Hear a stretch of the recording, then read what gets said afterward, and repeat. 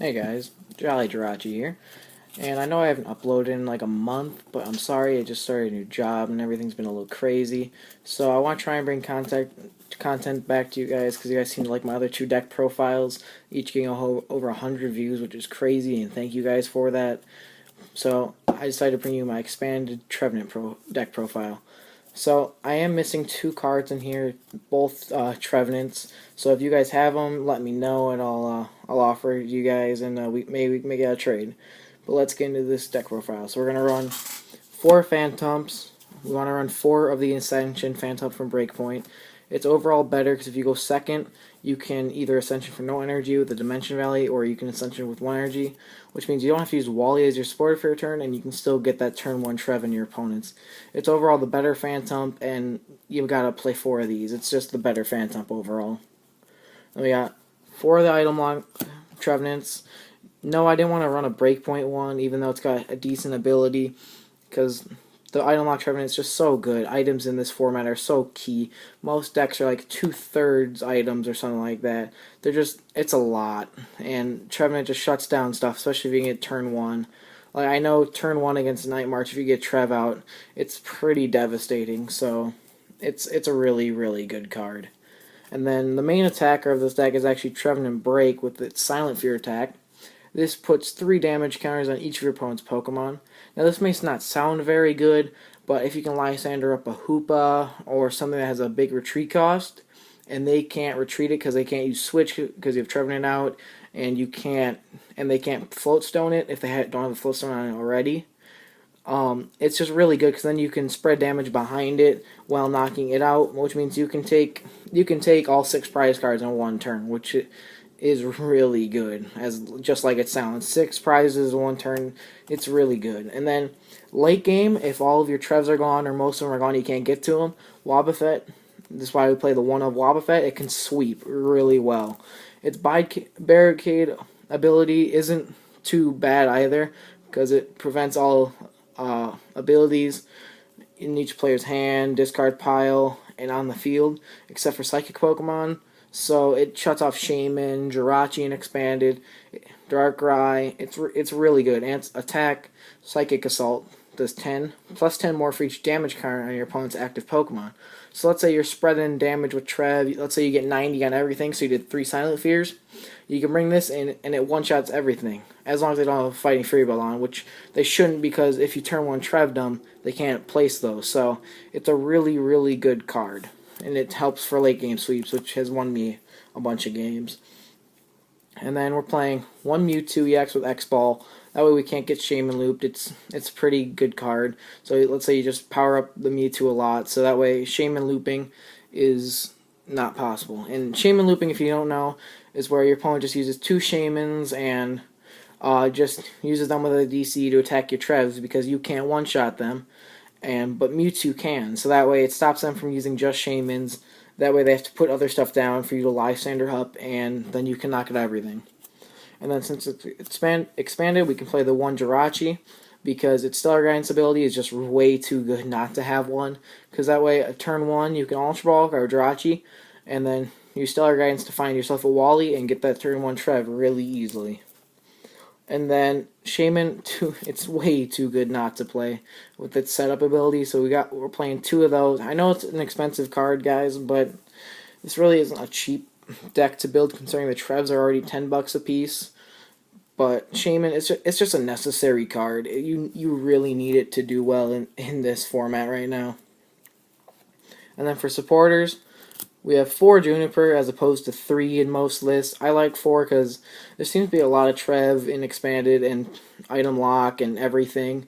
And this really is a turn 1 format, so if you get turn 1 Item Locked, you're going to need a Juniper in order to get out of certain situations. And playing 4 just adds that level of consistency to play around Item Lock decks. And then you're playing 1 N as opposed to 2 or 3. I find that 2 or 3 you don't really need them. Shuffle draw. Normally, I like my hands. I'm not going to want to use a supporter to get rid of them or discard them. I'm just going to keep my hand a lot of the time because normally it's a pretty good hand. So I feel like the 1 N, it's good for disruption late game, but really you only need 1. I don't feel the need to ever have more. Even if it's prize, I feel like most games I don't even need it.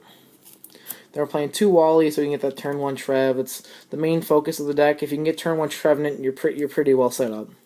1 Lysandre, it's Lysandre you gotta play at least one of in every deck. 1 Xerosic to get rid of DCs on Seismitoad, Double Dragons on Giratina, Fighting Fury Belts. It's a really good card. 1 AZ to pick up Shaymins in the active, or Jirachis in the active, or anything you don't want on the field so you can keep that Trev lock. 1 Ghetsis, because since you're playing Trev and you're item locking your opponent, they should end up getting a lot of items in their hand that they can't play. So if you Ghetsis them, they have to shovel all those back in, and then they get to draw into them again, and you get to draw cards for that. It's such a broken card. It's so good. I just love Ghetsis. They're playing 1 Team Flare Grunt.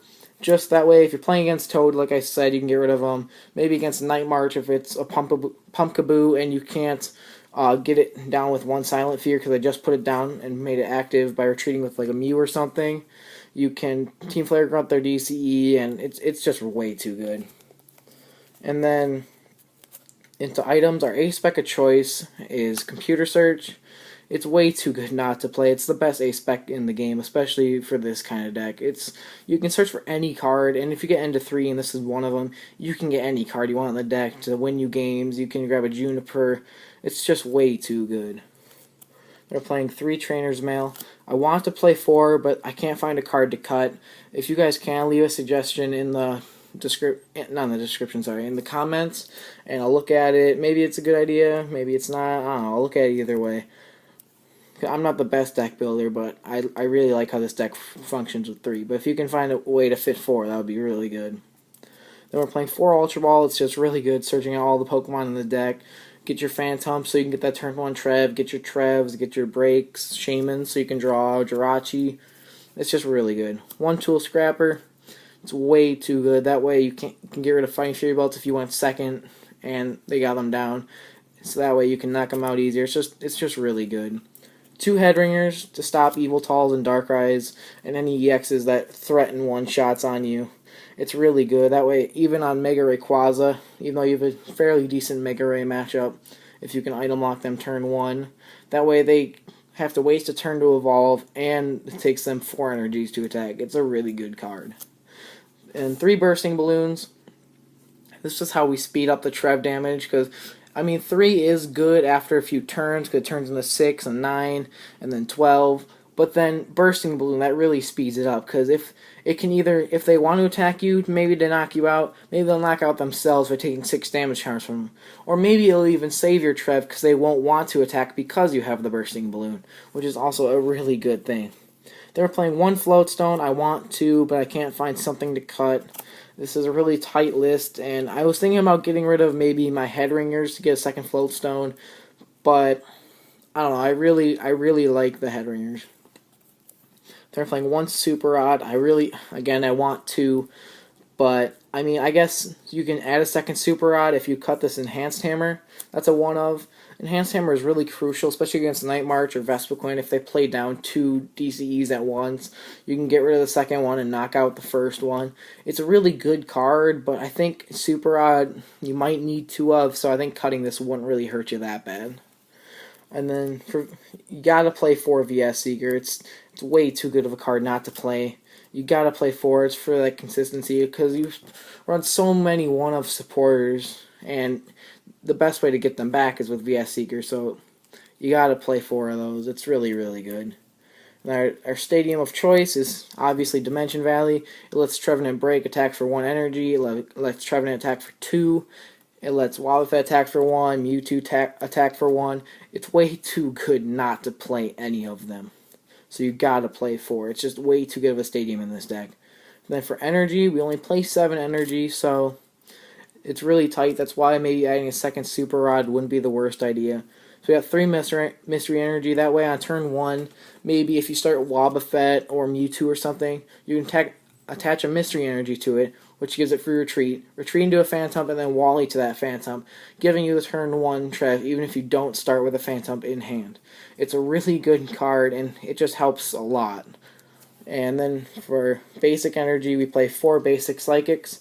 Again, it's Psychic Energy. You need it to attack on everything in this deck, except for Shaymin and Jirachi, which you don't attack with anyway.